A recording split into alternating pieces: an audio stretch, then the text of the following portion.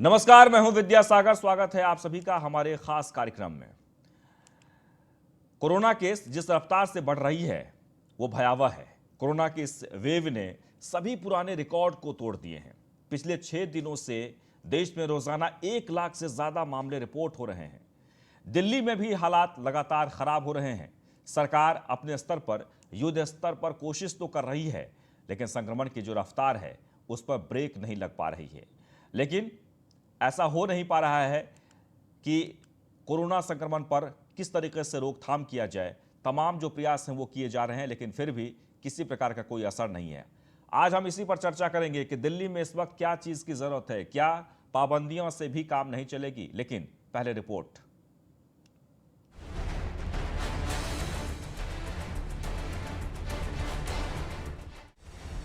Corona के बढ़ते आंकड़े ने सभी रिकॉर्ड तोड़ दिए हैं। देश के 4 राज्यों में एक दिन में सबसे ज्यादा नए केस सामने आए। इनमें महाराष्ट्र, दिल्ली, उत्तर प्रदेश और मध्य प्रदेश शामिल हैं। दिल्ली में लगातार कोरोना का खतरा बढ़ रहा है। दिल्ली में भी कोरोना ने सारे रिकॉर्ड तोड़ दिए हैं। रविवार को कोरोना के 10,774 नए केस सामने आए, जबकि 48 लोगों की मौत हो गई। दिल्ली में एक्टिव केस की संख्या इस वक्त 34,341 है। दिल्ली में पॉजिटिविटी रेट भी 9% से ज्यादा हो गई है। देश भर में रोजाना कोरोना के केस 1 लाख के पार रिपोर्ट हो रहे हैं। दिल्ली में जिस तरह से कोरोना ने रफ्तार पकड़ी है, उससे ये कयास लगाए जा रहे हैं कि कहीं दिल्ली भी महाराष्ट्र की राह पर तो नहीं जा रहा। दिल्ली में हर 10 में से एक शख्स संक्रमित पाया जा रहा है। पिछले 10 दिनों में कोरोना ने जो रफ्तार पकड़ी है, उसके बाद अब हालात और भयावह मालूम पड़ रहे हैं। दिल्ली में बढ़ रहे कोरोना केस के बीच डीआरडीओ ने बड़ी भूमिका निभाने का फैसला किया है। दिल्ली कैंट में अगले रविवार तक डीआरडीओ 500 बेड वाले आईसीयू सुविधाओं से लैस अस्पताल की शुरुआत करने जा रहा है। दिल्ली के मुख्यमंत्री अरविंद केजरीवाल ने कोरोना के बढ़ते मामलों के मद्देनजर समीक्षा बैठक की है। सीएम केजरीवाल ने सभी सरकारी और निजी अस्पतालों को युद्ध स्तर पर बेड्स की संख्या बढ़ाने के निर्देश दिए हैं। इसके साथ ही सीएम ने आम लोगों से कोरोना के गाइडलाइंस का पालन करने की अपील की है। बेवजह अस्पतालों में भीड़ बढ़ाने से बचने की सलाह देते हुए सभी लोगों से टीकाकरण करवाने की अपील की है। Bureau report, news 1 India. तो राजधानी दिल्ली की स्थिति बहुत ही खराब है। आपको बता दें कि महाराष्ट्र में सबसे ज्यादा केसेस सामने आ रहे हैं, लेकिन पिछले दिनों दिल्ली ने सबका रिकॉर्ड तोड़ दिया। 10,000 से ज्यादा मामले सामने आए हैं।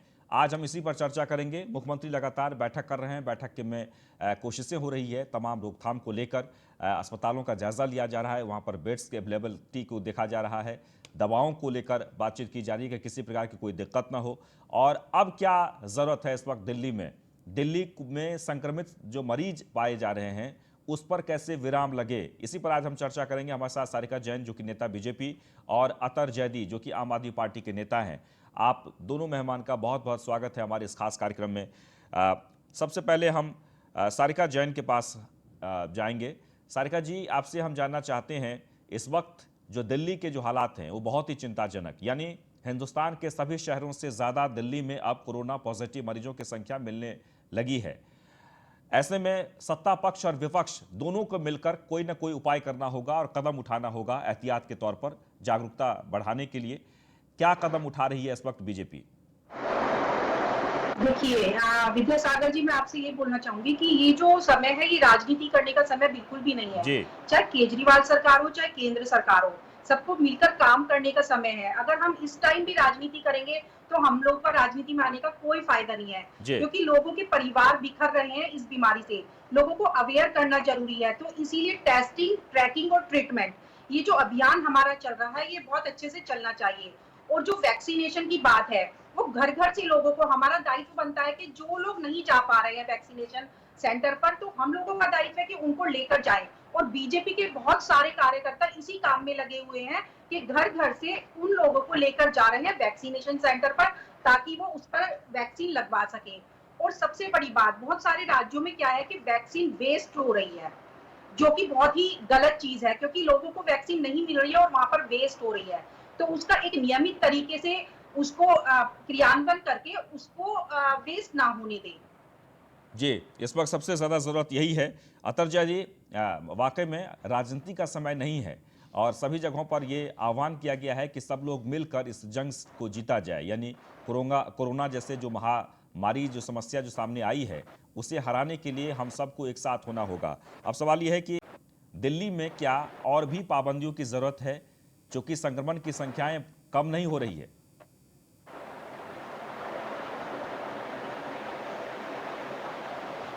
साल से इस बात को कह रहे हैं कि ये कोई एक किसी स्टेट का मसला नहीं है, इसमें केंद्र सरकार को और राज्य की सरकारें भले ही वो किसी भी पार्टी की हैं, उन सबको मिलके इस महामारी से लड़के जीतना होगा। जी, तो हम लोगों को मिलके इस महामारी से लड़ना है। इसमें केंद्र सरकार का सहयोग राज्य सरकारों को जरूर चाहिए होगा। दूसरी चीज मैं ये कहना चाहता हूँ कि ये जो चौथी वेव दिल्ली के अंदर आई है, ये वाकई में सबसे खतरनाक है। और इस वेव के अंदर हम ये देख रहे हैं कि केसेस जो है वो बहुत तेजी से बढ़ रहे हैं।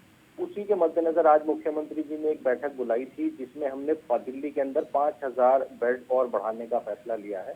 और हमारे मुख्यमंत्री और हमारी सरकार बिल्कुल करीबी नजर बनाए हुए है। अगर स्थिति ऊपर वाला ना करे आने वाले वक्त में और भयावह होती है, तो हम जैसे पिछली बार सरदार पटेल ऑडिटोरियम के अंदर हमने एक टेम्परेरी हॉस्पिटल बनाया था, बहुत कई हजार बेड का, उसको बनाने की जरूरत पड़ेगी तो हम उसको भी बनाएंगे।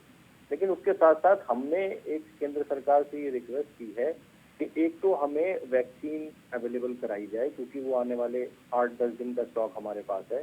दूसरा ये है कि वैक्सीन फॉर ऑल के लिए हमें जाना चाहिए। इसमें जो हमारा ये बैरियर केंद्र सरकार की तरफ से है 45 साल का, उसको हमें हटा के सबको वैक्सीन लगाना चाहिए। क्योंकि दिल्ली के अंदर जो पिछले 10 दिन में केसेस आए हैं, उसमें 65% केसेस वो हैं जिनकी उम्र 45 साल से कम है। जी, अब ये बताइए, हम तो उनको वैक्सीन लगा नहीं सकते केंद्र सरकार की गाइडलाइन के तहत, क्योंकि वो 45 साल से नीचे के हैं। तो हमें ये जो बैरियर है एज का, इसको हटाना होगा। और जो एक्सपोर्ट बाहर हिंदुस्तान की सरकार कर रही थी, उस पर रोक लगानी होगी। और हिंदुस्तान में सबसे पहले जल्दी से जल्दी हमारे हर व्यक्ति को हर राज्य के अंदर वैक्सीनेट करना होगा। इस जो वेव ये आई है, इसको कम करने का यही एक कारगर तरीका है। बाकी हम लॉकडाउन लगा दें, हम प्लान काट दें, सारिका जी, उससे ठीक मुझे है, नहीं लगता कि वैक्सीनेशन तो कोई बहुत बड़ा जरूरी है। बेनिफिट होने जा रहा है। जी, अतर जैदी साहब, आप जो कह रहे हैं वाकई में वैक्सीनेशन बहुत ज़रूरी है और सिलसिलेवार तरीके से अलग अलग जगहों पर वैक्सीनेशन का कार्य भी हो रहा है। दिल्ली में भी अलग अलग सेंटर्स बनाए गए हैं, सब जगह वैक्सीन लगाए जा रहे हैं। सारिका जी, सबसे अहम बात यह है कि कोरोना को दूर भगाने के लिए सबसे ज़्यादा ज़रूरत है सावधानियों की। बार बार सरकार की तरफ से विज्ञापन भी किए जा रहे हैं, अलर्ट किए जा रहे हैं, यही कहा जा रहा है कि 2 गज दूरी, मास्क है ज़रूरी। लेकिन न तो मास्क नज़र आ रहे हैं, न 2 गज दूरियां नज़र आ रही है। क्या इस हालात में और भी सख्ती की ज़रूरत है, लॉकडाउन जैसे हालात की ज़रूरत है? देखिए, अभी विद्या जी इन्होंने बोला, सर जैदी जी ने बोला कि वैक्सीन हमारे पास 7-8 दिन की है। लेकिन मैं आपको ये भी बता देना चाहती हूँ कि हमारे स्वास्थ्य मंत्री जी ने बोला कि वैक्सीन की कोई कमी नहीं है जी, और तादाद में अभी वैक्सीन आ जाएगी। हमारे पास पूरी व्यवस्था है, क्योंकि प्रधानमंत्री मोदी जी ने सभी प्रदेशों में पूरी व्यवस्था, पूरी रूपरेखा बना के रखी हुई है। कहीं भी किसी को भी वैक्सीन की कमी होने वाली नहीं है, पहली बात। और दूसरी बात, आपने बोला कि एक नियम, कायदे, कानून और बढ़ाए जाए क्या, तो 2 गज की दूरी, मास्क है जरूरी जो है, वो तो बिल्कुल अपनाना ही है। साथ में लोगों को अवेयर करना है। और हम लोगों को, जो कि राजनीति में हम लोगों को भी हमारी भूमिका ज्यादा हो जाती है, हमारा कर्तव्य बढ़ जाता है कि हम लोगों को भी उस तरह से गाइड करें, जिससे कि उनके परिवार बच सके और जनता सेफ रहे। तो हम लोगों की ड्यूटी और बढ़ जाती है, जिससे कि वैक्सीन भी ठीक से लगे, लाइनबद्ध लगे। और वहां जाकर हम लोगों का टीवी पर बैठ के डिबेट करने का नहीं होता, हम लोगों का जमीन पर उतर कर काम करने का भी दायित्व बनता है। तो वो हम पूरी तरह से निभाएं, यही मैं सब पार्टियों से भी चाहूंगी, इसमें कोई राजनीति ना करें। जी, अतर जैदी, जैसे कि आप कह रहे हैं कि वैक्सीन ही सबसे जो इस वक्त है सबसे ज़रूरत है, लेकिन मुझे लगता है कि पूरे हिंदुस्तान में इस वक्त आदमी की सावधानियां बहुत ज़रूरत है, जो दिल्ली में नज़र नहीं आ रही है। क्यों? लोगों के मन में ये खौफ नहीं है? इतने सारे पॉजिटिव होने के बाद भी लोग डर नहीं रहे हैं कोरोना से? हमारे मुख्यमंत्री और हमारी पार्टी के सभी नेता लगातार अपील कर रहे हैं दिल्ली की जनता से। मैं भी आपके चैनल के माध्यम से दिल्ली की जनता से अपील करना चाहता हूं कि ये वेव बहुत खतरनाक है, इसमें केसेस बहुत तेजी से बढ़ रहे हैं। तो आप लोग सोशल डिस्टेंसिंग का पालन करें, मास्क लगाए बिना ना निकलें, और बहुत ज़रूरी अगर काम आपको है तभी आप घर से बाहर निकलें। देखिए, ये कोई सरकार इस जंग को नहीं जीत सकती अकेले, जब तक जनता का साथ इसमें नहीं जी, होगा। जो गाइडलाइन सरकार की तरफ से जनता के लिए रखी जा रही है उसका पालन करना बहुत जरूरी है। ये जनता को और सरकारों को मिलकर जंग जीतनी होगी, इसमें सरकारों के अकेले प्रयास से नहीं जीत पाएंगे। तो मेरा आपके चैनल के माध्यम से यही रिक्वेस्ट है कि जितने भी नियम दिल्ली सरकार और राज्य की सरकारें या केंद्र सरकार बना रही है उसका जनता पालन करे, तभी हम इसको हराने में कामयाब होंगे। बिल्कुल। जहां तक अस्पतालों की बात कर लें, बहुत सारे अस्पतालों से खबर आ रही है कि वहां बेड्स अवेलेबल नहीं है, क्योंकि मरीजों की जो संख्या है वो 10,000 के पार है रोजाना। क्या उपाय किए जा रहे हैं? नहीं, बेड की संख्या देखिए, आज जो मीटिंग हुई है दोपहर 12 बजे मुख्यमंत्री जी की, उसमें हम बेड्स बढ़ा रहे हैं। लेकिन इसमें हम एक अपील और कर रहे हैं जनता से कि हो ये रहा है कि जो भी कोरोना का पॉजिटिव मरीज आ रहा है वो कोशिश ये कर रहा है कि मैं हॉस्पिटल में एडमिट हो जाऊं, भले ही वो एसिम्टोमेटिक है। तो हमारी रिक्वेस्ट ये है जनता से कि जो एसिम्टोमेटिक मरीज हैं, जिनकी संख्या बहुत ज्यादा होती है इन केसेस में, वो होम आइसोलेशन को चूज करें और घर पे रहें। हर व्यक्ति अगर ये पॉजिटिव आने के बाद हॉस्पिटल की तरफ भागेगा तो ऑब्वियस सी बात है कि हॉस्पिटल्स में बेड की कमी हो जाएगी। हालांकि अभी तक बेड की कमी नहीं है।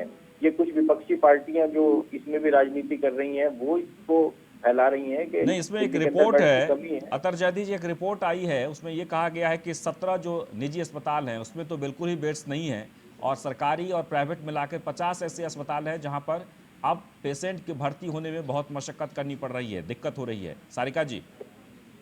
हाँ, मैं ये बोलना चाहूंगी कि अभी मरीजों को दिक्कत हो रही है, क्योंकि हम लोग ग्राउंड लेवल पे काम करते हैं तो हमको मालूम है।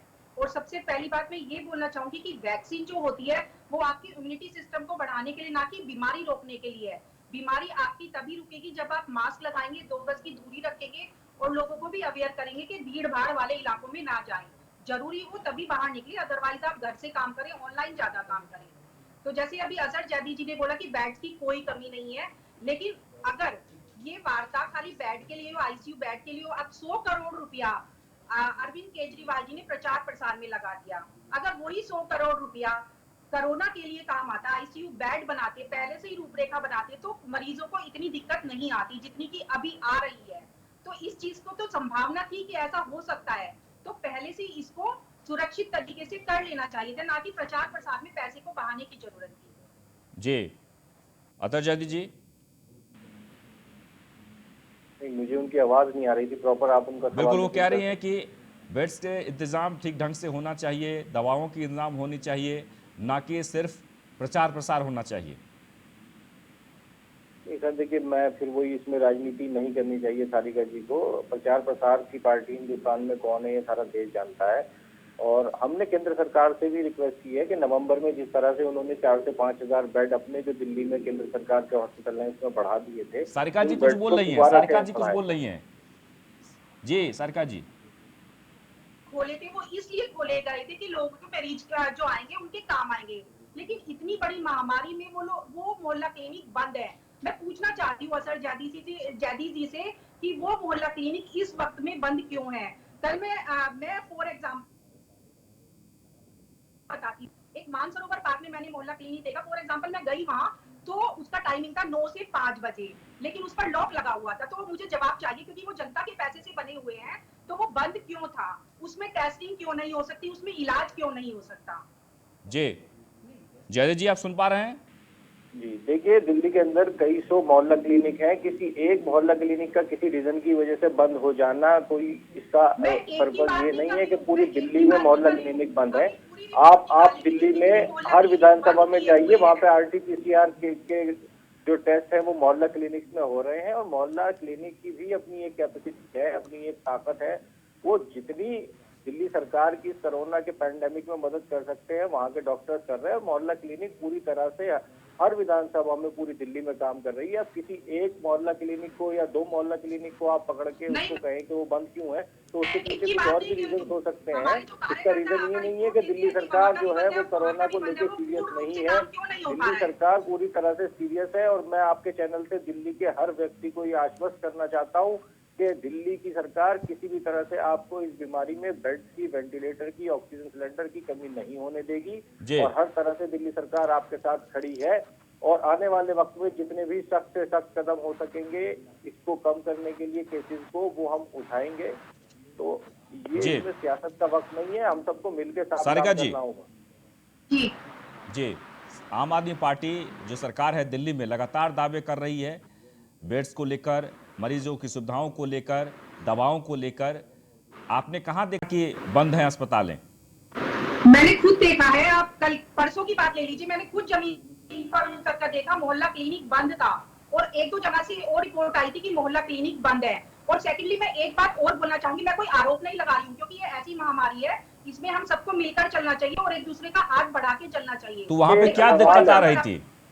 मैं मेरा एक आपको सवाल बताती हूँ। सारिका अभी जी से आपका ये है कि जो दिल्ली के एमसीडी के पिछले अस्पताल साल की कितनी बात मदद कर रहे हैं जो कोरोना के 800 अंदर, उसकी के डिटेल दे दीजिए ऑक्सीमीटर थे, प्लीज। वो इन लोगों ने 65,000 के खरीदे और बाद में ये भ्रष्टाचार हुआ। तो ऐसा भ्रष्टाचार मैं पुलिस सारिका जनता के जी से साथ ये ना पूछना करे, चाहता हूँ कि दिल्ली प्लीज में ना एमसीडी के जो सरकारी अस्पताल हैं वो कितनी मदद कर रहे हैं कोरोना में, प्लीज उसका डेटा दे दीजिए जी। मुझे। एमसीडी के जो अस्पताल है वो बहुत अच्छे से एमसीडी और के सुरक्षित अस्पताल तरीके पिछले से और साल स्वास्थ्य की उनके डॉक्टरों दृष्टि को से आप सुरक्षित सैलरी चल नहीं दे रहे रहे थे, हैं। वो सड़क पे बैठ गए थे कोरोना में।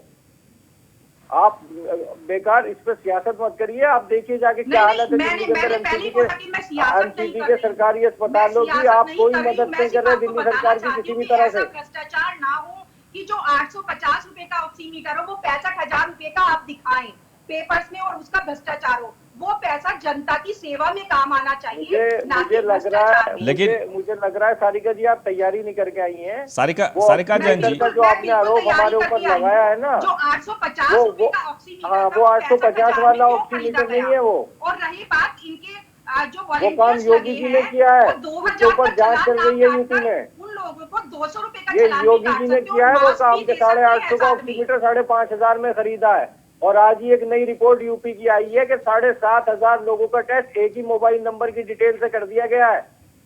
तो मैं यहाँ पे सियासत नहीं करना चाहता। देखिए, गाजियाबाद आप के अंदर दिल्ली की बात नोटिफिकेशन कीजिए, लगा आप हुआ है यूपी कि या गाजियाबाद के महाराष्ट्र अंदर में भागिए, आप वैक्सीन दिल्ली खत्म में हो दिल्ली चुकी की है। बात कीजिए। लखनऊ के हम यहाँ अंदर दिल्ली की बात करने लखनऊ लगे के हैं, अंदर बात लाशों को बराबर जलाने कीजिए। के लिए हम टोकन यहाँ दिया जा दिल्ली रहा की है। बात करें तो दिल्ली की 24 बात घंटे कीजिए। बाद नंबर आ रहा है मरने वालों का, उनको जलाने के लिए।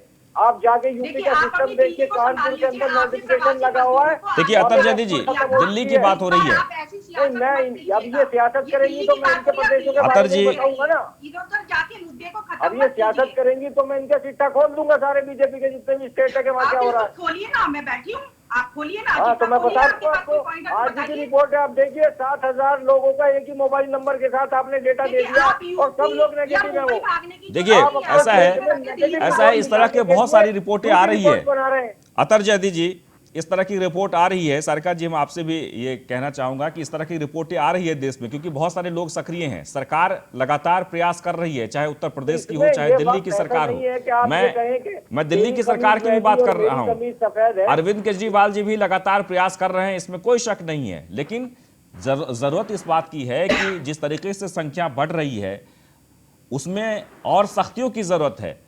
जो गाइडलाइंस दिया गया है दिल्ली सरकार की तरफ से, वो गाइडलाइंस का पालन नहीं हो पा रहा है। क्यों नहीं हो पा रहा है?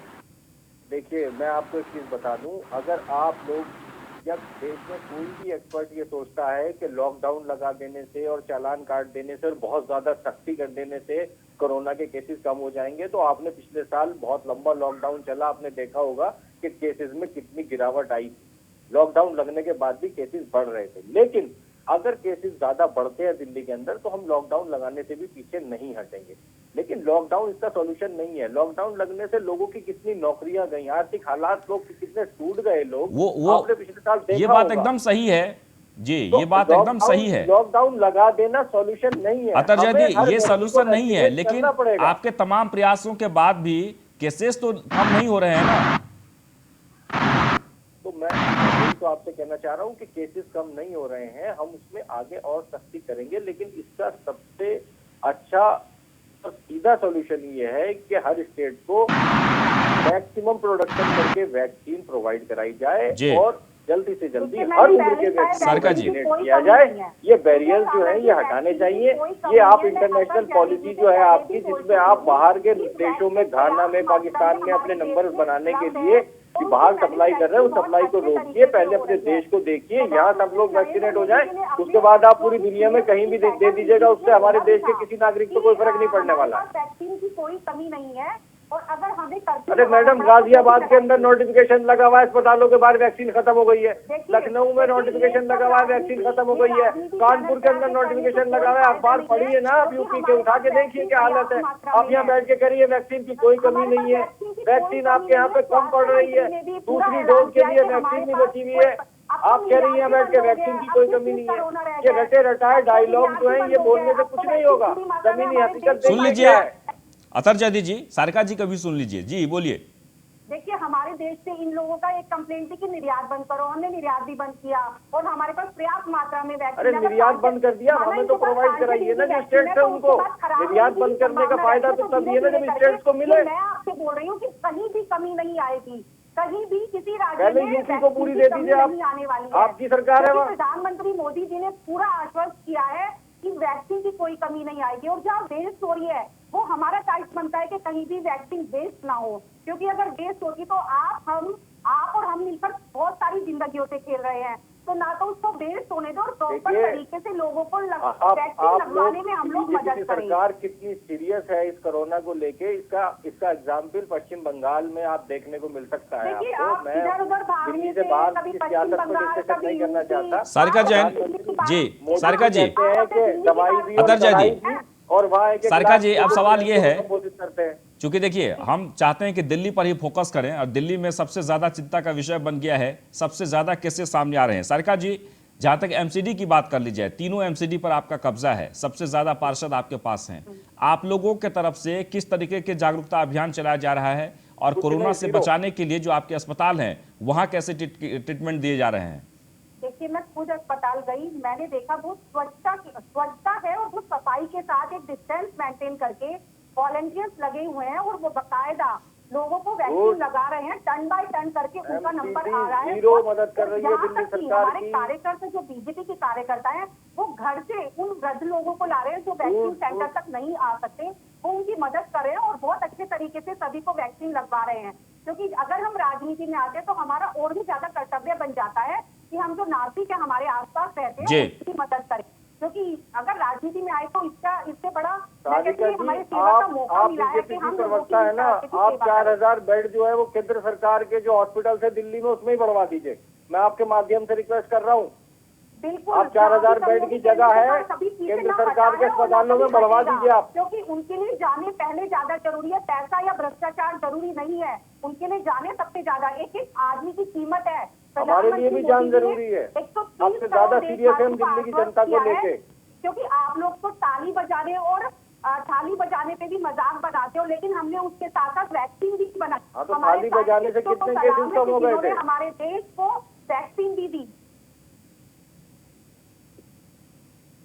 जी, यानी कुल मिलाकर ये है कि दिल्ली जो स्थिति खराब होते जा रही है, मुझे लगता है कि बीजेपी हो या फिर आम आदमी पार्टी, सभी को मिलकर इस वक्त काम करना चाहिए और जो समस्याएं आ रही है उस समस्याओं का निदान सुझाना चाहिए कि आखिरकार इस समस्याओं का समाधान कैसे होगा। आप देखिए उत्तर प्रदेश में विपक्ष सहित सत्ता पक्ष और विपक्ष ने एक साथ बैठक करके उस पर सबसे राय मांगी गई है, लेकिन आम आदमी पार्टी की सरकार है दिल्ली में और हम देख रहे हैं वहां पर कि प्रयास बहुत कर रहे हैं आप लोग, लेकिन उसका कोई असर नहीं हो रहा है। केसेस बहुत ज्यादा बढ़ रहे हैं। आखिर चूक कहां हो रही है? अतर जैदी जी, मैं बताती हूँ चूक कहाँ हो रही है। चूक हो रही है होर्डिंग लगाने में। जो होर्डिंग लगाकर ये लोग बोल रहे हैं कि कोरोना भाग जाएगा, होर्डिंग लगाने से कभी कोरोना नहीं भागेगा। आपको होर्डिंग लगाने से नहीं, लोगों की मदद करने से कोरोना भागेगा। उन्हें जागृत करो। मैडम, प्रधानमंत्री जी का डेटा उठा के देखिए कि पिछले 6 साल में उन्होंने एडवर्टीजमेंट पे बीजेपी ने कितना पैसा खर्च किया है। चलान ना काटते हुए कई हजार करोड़ का ऑफिस दिल्ली आईटीओ पर आपने अपना खड़ा कर दिया और इल्जाम हमारे ऊपर लगा रहे हैं। आपको शर्म आनी चाहिए। तो जबरदस्ती उस पैसे का भी कोरोना के ऊपर ही आपकी रैलियां जो होती है चुनाव में, उसमें एक एक रैली में 20-20, 15-15 करोड़ रुपया आप लोग उठाते हैं। हेलीकॉप्टरों से आपके छोटे छोटे नेता सफर करते हैं। आप हमारे ऊपर इल्जाम लगा रहे हैं, शर्म करिए थोड़ी। अपनी उपलब्धि बताइए कि दिल्ली में आपने क्या किया। उपलब्धि ये है कि दिल्ली के अंदर हालात और भयावह हो सकते थे। हमारी कोशिशों से ये केसेस जो हैं ये दिल्ली के अंदर कंट्रोल हुए हैं। आपने हमारी होम आइसोलेशन की जो स्कीम थी उस पर रोक लगा दी थी, और उसके बाद आप ही के नेताओं ने खड़े होकर फिर मंचों पर से तारीफ की कि होम आइसोलेशन आपके यूपी के। देखिए, एक सवाल और, आपने केंद्र सरकार होम आइसोलेशन चूंकि समय नहीं है, अतर जैदी जी आप तो हमारी होम आइसोलेशन को गलत बता रहे थे, फिर आप तारीफ करते फिर बाद में। हमारी जो स्वास्थ्य योजनाएं थी दिल्ली में क्यों नहीं लागू होने दी? क्यों उन लोगों को आपने वंचित रखा? दिल्ली के लोगों को क्यों वंचित रखा? क्यों आपने उन लोगों को उसका इलाज नहीं लेने दिया? क्यों बीमा योजना नहीं लेने दी उन लोगों को? अरे कौन सी मैडम, पूछ तो रहा हूँ आपसे। चलिए, बहुत बहुत शुक्रिया सारिका जैन और अतर जैदी जी, आप दोनों का बहुत बहुत शुक्रिया। चूंकि समय खत्म हो चुका है और हम लगातार कोशिश यही कर रहे हैं और लोगों को जागरूक करने की भी कोशिश कर रहे हैं कि आप 2 गज दूरी, मास्क है जरूरी। सरकार ने जो प्रयास किया वो किया, लेकिन आपको खुद प्रयास करना होगा, आपको खुद सावधान रहना होगा, तभी आप कोरोना जैसे संक्रमण से बच सकते हैं। क्योंकि जो रिपोर्ट आ रही है उसमें यह कि दिल्ली में हर 10 आदमी के बाद यानी 1 आदमी कोरोना पॉजिटिव पाया जा रहा है और ये बहुत ही चिंताजनक बात है। फिलहाल इतना ही।